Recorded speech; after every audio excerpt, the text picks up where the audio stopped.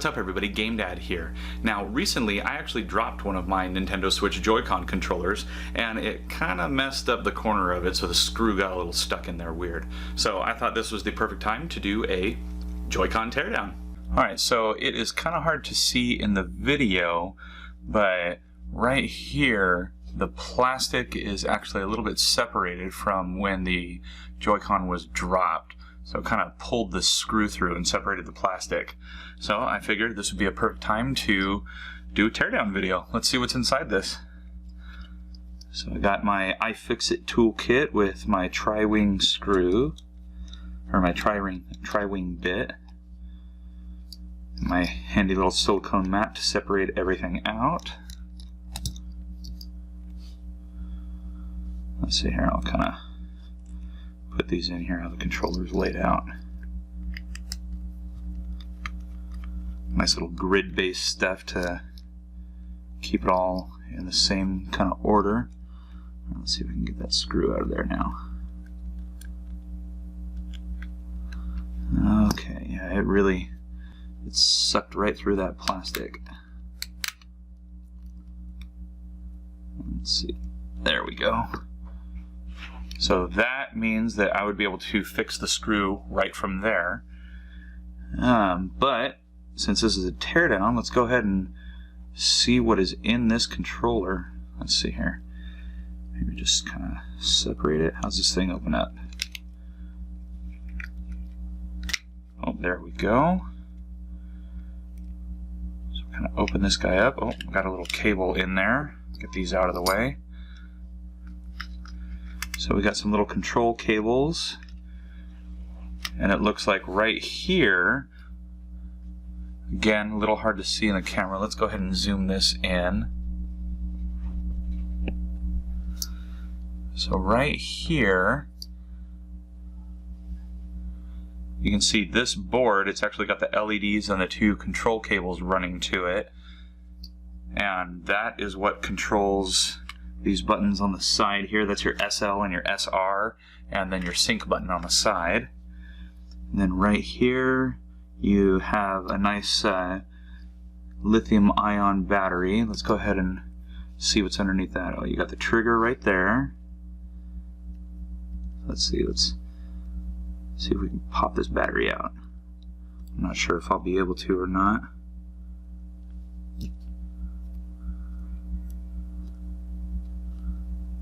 No, that battery is really in there. They must have some double-sided tacky tape on the other side of that. But let's go ahead and just see what else is in here then. So down here looks like we have a little control box, maybe something for power. Yeah, it looks like we have the battery running into this little area right here. I'll point to it with this. We have this little area here, and that's where these battery wires are running into. And then those control cables for the side are running underneath to a board down here. And then here is the trigger. Well, that's kind of interesting. Instead of it pushing straight down this way into a button, whenever you pull that trigger, it's actually pushing into the board. There's a little spring down in here to help keep that balanced. And it's got a little tactile feedback in there. Alright. So I'm wondering, since also the battery is going from there, I bet this has to do with the HD rumble as well. I'm not totally sure though. And then we have the analog control directly underneath the battery right here. And the directional buttons and the share button are also directly underneath the battery. So that's probably another reason why you can't really get the battery out very easily. Oh, wait, maybe I can. Let's see. I'd like to be able to show you guys underneath that. Let's see here. There we go, starting to get it. There it is. So it definitely has some double-sided sticky tape underneath that battery there. That's a Nintendo branded battery. Okay. And let's see here. So now once you open it up in typical Nintendo fashion, They make it difficult to get into their devices, but once you're in, you can just use a straight up Phillips. So get in there. Let's go ahead and take this plastic piece off.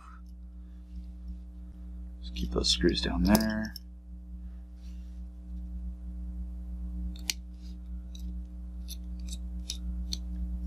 Oh, that one doesn't want to come out. There we go. Let's see if that plastic will come off now. Here we go. So we have another ribbon cable right here. Kind of hard to see. It's right underneath the trigger, and that's the ribbon cable transfers the data to the little board down here for that trigger. Oh, I see another screw down in there. Let's see. Definitely don't want to force it and permanently break the controller. That wouldn't be good. Okay, so let's pull that plastic out. There we go. Awesome, there we go. So here you can see this little pad right here. This one right here. This is the bottom of that analog stick. And then actually, let's see.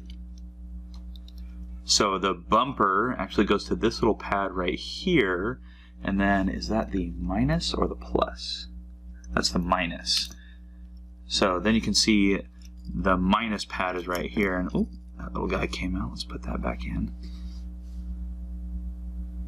Let's see. There we go.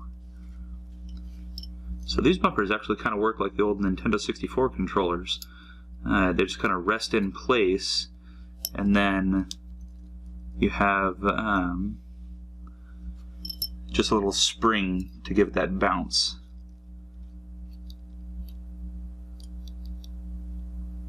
There we go. So that guy's back in place now. Alright, and then you have all your ribbon cables going to the board right here. That looks like, I can't see the writing on it, but that looks like the processor for it. Yeah, so from what it looks like, yeah, it looks like this is definitely the HD rumble right here. And I'm sure the programming inside of the board is what actually controls what's going on with that rumble when a game interacts with it. So you got those ribbon cables running to the buttons, running to the LED board. And yeah, I mean, pretty straightforward. You just have a few separate little boards all connected via ribbon cable to the main board, and then you have a little lithium-ion battery powering it. Cool. Alright, so let's go ahead and put this back together. So, gotta be careful so I don't rip those ribbon cables. That would be unfortunate. There we go, come on. Make sure those buttons still have the correct response. Alright. Oop, hitting that sticky tape. Alright, now I'll go ahead and put these screws back. Out of the way. And one thing I learned a long time ago repairing Nintendo 64 like joysticks and stuff, definitely do not over tighten these soft the screws in the soft plastic. It does not end well. It basically ruins it entirely.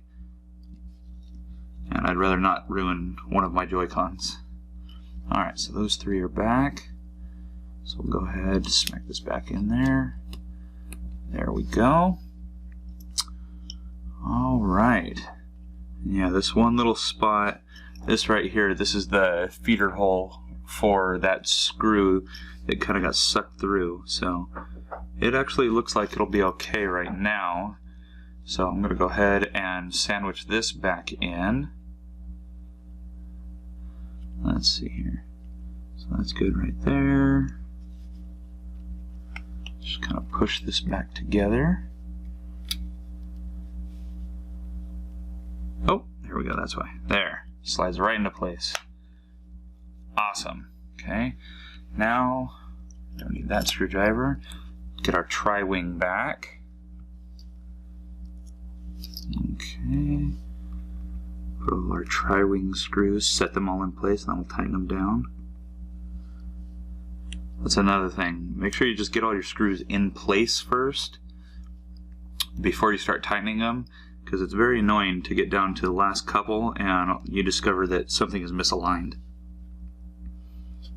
Okay, we'll go put that guy in there. Alright, those are all set in place.